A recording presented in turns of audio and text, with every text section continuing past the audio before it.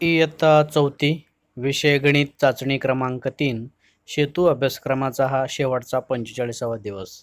बालमित्रांनो, चाचणीची प्रश्नपत्रिका तुमच्या हातात आल्यानंतर तुमचं नाव लिहा, शाळेचं नाव लिहा, हजेरी क्रमांक लिहा, तुकडी असेल तर तुकडी लिहा.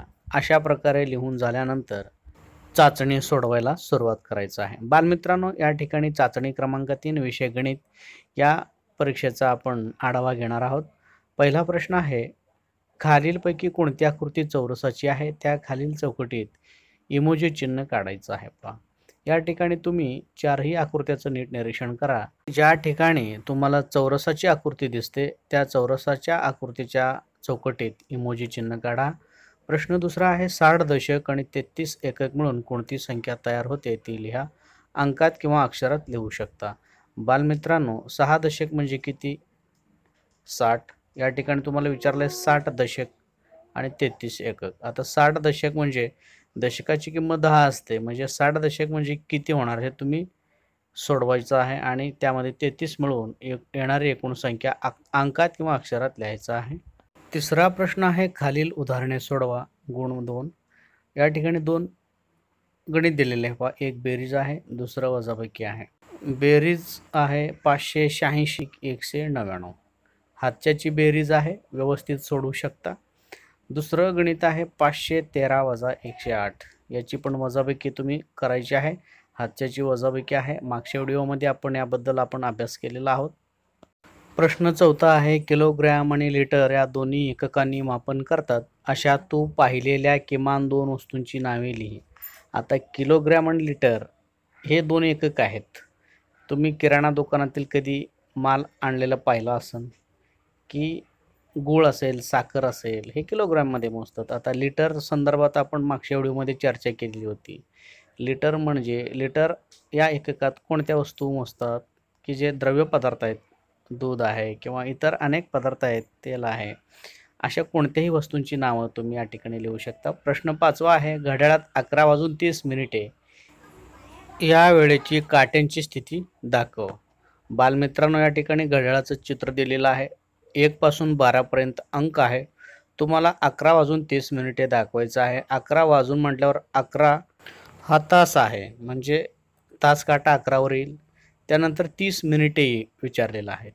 तुम्हाला मिनिट काटा 30 मिनिटे यावर दाखवायचं आहे. बालमित्रांनो, यानंतरचा 6वा प्रश्न आहे, साधनाकडे 200 रुपयाची एक नोट, 50 रुपयाच्या 2 नोटा व 2 रुपयाची 5 नाणी आहेत, तर तिच्याकडे एकूण किती रुपये आहेत? यामध्ये नोटा, नाणी आहेत, त्यांचं नीट निरीक्षण करा आणि एकूण संख्यांची बेरीज करायची आहे. 7वा प्रश्न आहे, 45 सफरचंद 5 पेट्यांमध्ये समान भरले तर प्रत्येक पेटीत किती सफरचंद असतील? बालमित्रांनो, या ठिकाणी 45 सफरचंदाचे विभागणी करायची आहे.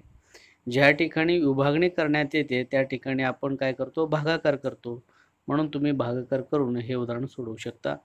8वा प्रश्न आहे, एका उपग्रहाने 8 दिवसात पृथ्वीभोवती समान वेगाने 72 फेऱ्या मारल्या तर प्रत्येक दिवशी त्या उपग्रहाने किती फेऱ्या मारल्या? बालमित्रांनो, या प्रश्नाचं नीट वाचन केल्यानंतर तुमच्या लक्षात येईल 72 फेऱ्या मारल्या, बरोबर. मग 8 दिवसात प्रत्येक दिवसात त्यांनी किती फेऱ्या मारलेला आहे?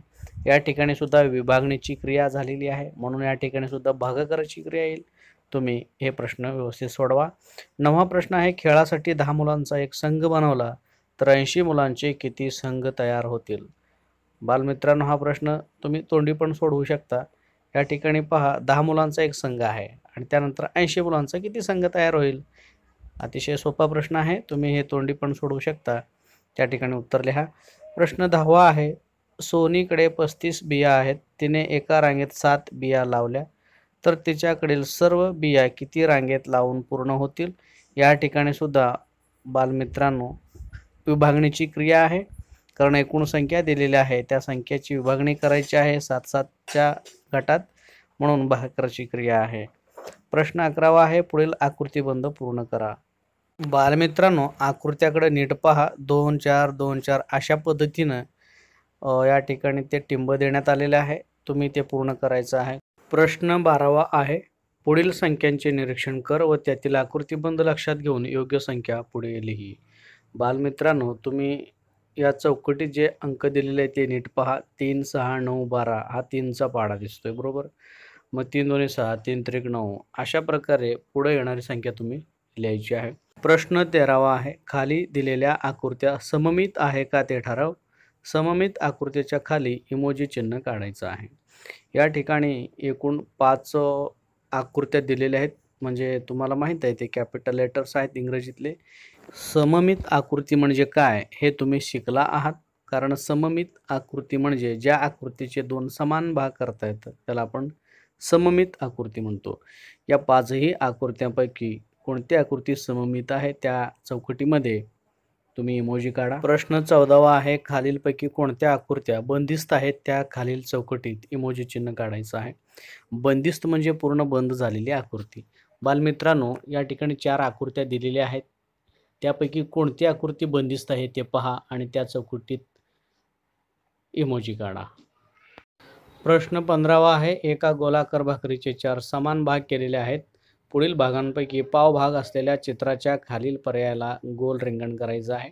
या ठिकाणी पहा, सुरुवातीला पूर्ण आकृती दिलेली आहे, त्यानंतर पाऊण आकृती आहे. अशा प्रकारे हळूहळू आकृत्याचा आकार कमी होत गेलेला आहे. ज्या ठिकाणी पाव ही आकृती दिसेल त्या चौकटीत तुम्हाला गोल रिंगण करायचं आहे. 16वा प्रश्न आहे. पुढील चित्रात दिलेल्या समूहातील पाऊण भागातील वस्तूंना रिंगण गोल करायचं आहे. बालमित्रांनो, एकूण आकृत्या मोजा. आकृत्या मोजून झाल्यानंतर त्यातील निम्मे आकृती वेगळे करा. नंतर 25% भाग आकृती वेगळे करा. एकूण जे होणार आहे ते पाऊण होईल आणि जे शिल्लक राहील ते पाव राहील. अशा प्रकारे आपण या विषयावर व्हिडिओ बनवलेला आहे, ते तुम्ही नीट पहा आणि हे सर्व प्रश्न तुम्ही सोडवू शकता. प्रश्न 17वा आहे. पुढे एक तक्ता दिला आहे, त्यातील माहितीचे निरीक्षण कर. त्यावर आधारित खाली दिलेल्या प्रश्नांच्या उत्तरासाठी योग्य पर्याय निवडायचा आहे. इयत्ता 3रीच्या वर्गातील विद्यार्थ्यांना आवडणारे खेळ. खेळांचे नाव, संख्या चित्ररूपात दिलेलं आहे. क्रिकेट आहे, व्हॉलीबॉल आहे, हॉकी आहे, खो खो आहे. बालमित्रांनो, चित्राचं नीट निरीक्षण करा, चित्र मोजा आणि खेळांची नावसुद्धा लक्षात ठेवा आणि यावर आधारित प्रश्नांची उत्तरं तुम्हाला सोडवायची आहेत. पहिला प्रश्न आहे. सर्वाधिक आवडीचा खेळ कोणता आहे. दुसरा प्रश्न आहे. सर्वात कमी आवडीचा खेळ कोणता आहे. तिसरा प्रश्न आहे. खो खो आणि क्रिकेट आवडणाऱ्या विद्यार्थ्यांच्या संख्येत किती फरक आहे.